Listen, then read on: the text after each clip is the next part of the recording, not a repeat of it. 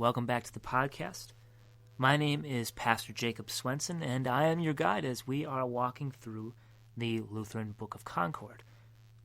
Yesterday, we finished up the 6th Commandment and started on the 7th Commandment in Luther's Large Catechism.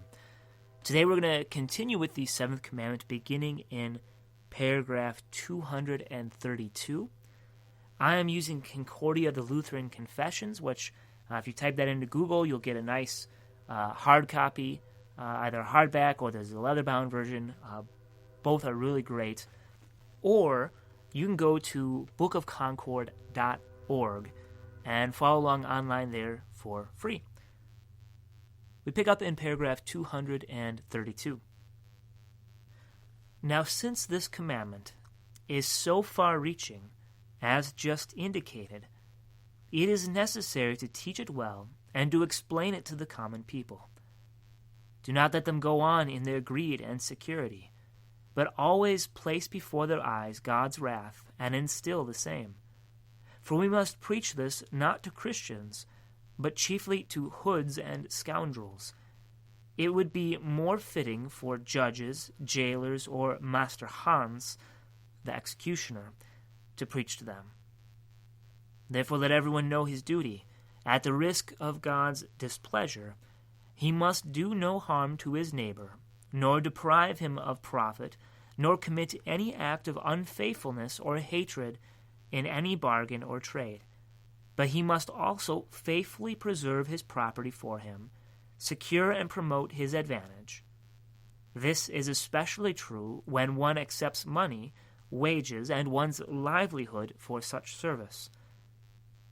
Now the person who greedily despises this commandment may indeed pass by and escape the hangman, but he shall not escape God's wrath and punishment. When he has long practiced his defiance and arrogance, he shall still remain a tramp and a beggar. In addition, he will have all plagues and misfortune. Now you are going your own way, though you ought to preserve the property of your master and mistress. For your service you fill your throat and stomach, take your wages like a thief, and have people treat you like a nobleman. For there are many that are even rude toward their masters and mistresses, and are unwilling to do them a favor or service by which to protect them from loss. But consider what you will gain. When you have come into your own property and are set up in your home, to which God will help with all misfortunes, your earlier misdeeds will bob up again and come home to you. You will find that where you have cheated or done injury at the value of one mite, you will have to pay 30 again. This will also be the result for craftsmen and day laborers. We are now obliged to hear and suffer such intolerable hatred from them, as though they were noblemen in another's possessions, and everyone is obliged to give them what they demand. Just let them continue making their demands as long as they can. God will not forget his commandment. He will reward them just as they have served. He will hang them, not upon a green gallows, but upon a dry one. So all their life they shall neither prosper nor gather anything. Indeed, if there were a well-ordered government in the land, such greediness might soon be checked and prevented. That was the custom in ancient times among the Romans. Such characters were promptly seized by the head in a way that caused others to take warning. No more shall all the rest prosper who change the open free market into a flesh pit of extortion and a den of robbery, where the poor are daily overcharged and where new burdens and high prices are imposed. Everyone there uses the market according to his whim.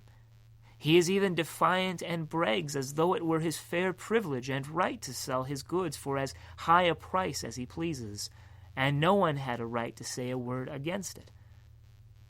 We will indeed look on and let these people skin, pinch, and hoard, but we will trust in God, who will do the following.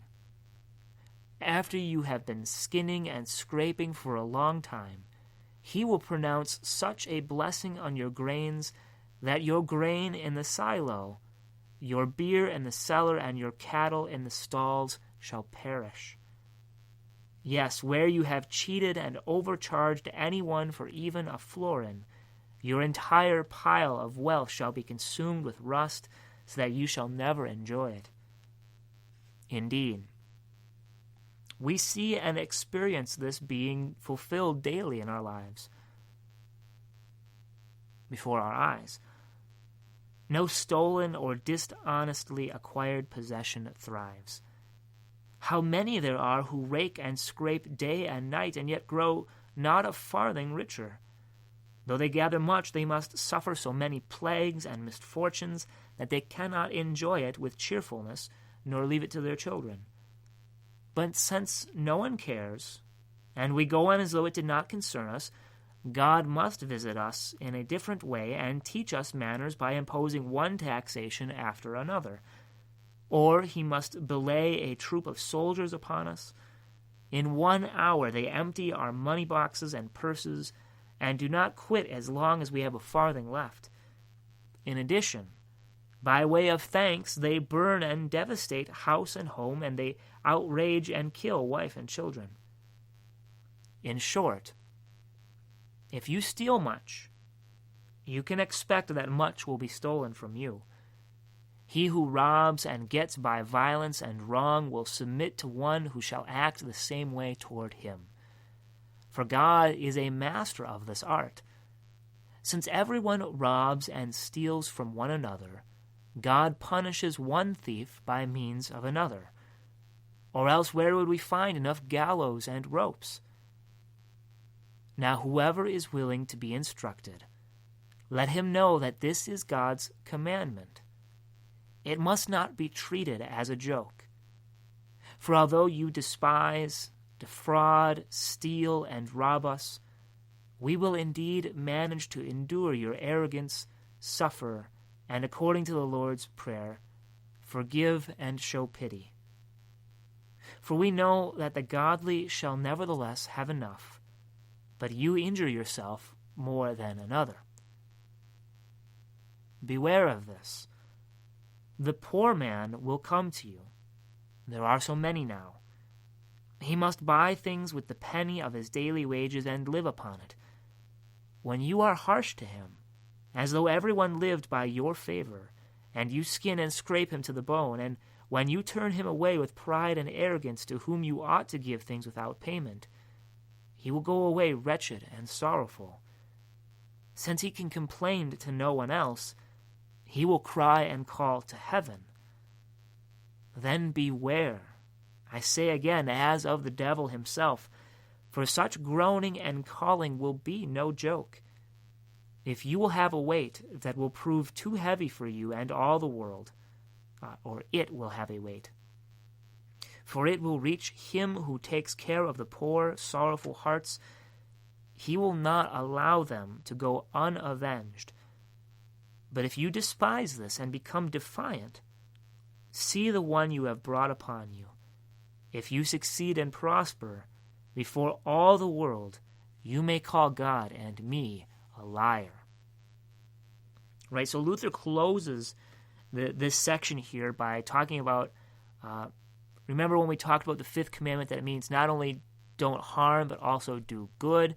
The 6th commandment also means, don't just not commit adultery, but help your neighbor in preserving his marriage and chastity. Same thing with the 7th commandment means don't just steal, but help your neighbor who is in need. And here Luther closes this section by saying, well, beware of when the poor come to you and ask you for help, and you turn him away thinking that, he's just a poor guy, he can fend for himself. Because you don't answer his prayers, he's going to pray to God. And God knows that you turned this guy away. God is going to answer his prayers. And don't be surprised if that means in some way that your goods are going to go away. right? So Luther has set out this idea that whoever extorts and cheats and robs his neighbor, in some way, God is going to pay that back to you, whether it's by excessive taxation. I thought that line was interesting. Or belaying a troop. I'm not totally clear on that, but what I understand that to mean is that sometimes a king or general quarters troops in a house of a citizen, and then it's your responsibility to feed and clothe and house these troops. And, well, what do you get in return? Well, they eat all your food, and they might even just burn your house down when they leave. So Luther says if you cheat and extort and rob someone, God is going to pay it back. Now, I hate to end the passage, our study on a law passage, but that's where the reading plan stops us in paragraph 247. So tomorrow we're going to finish the seventh commandment and move on to the eighth. The eighth commandment is, "You shall not bear false testimony." So I will see you then. Take care.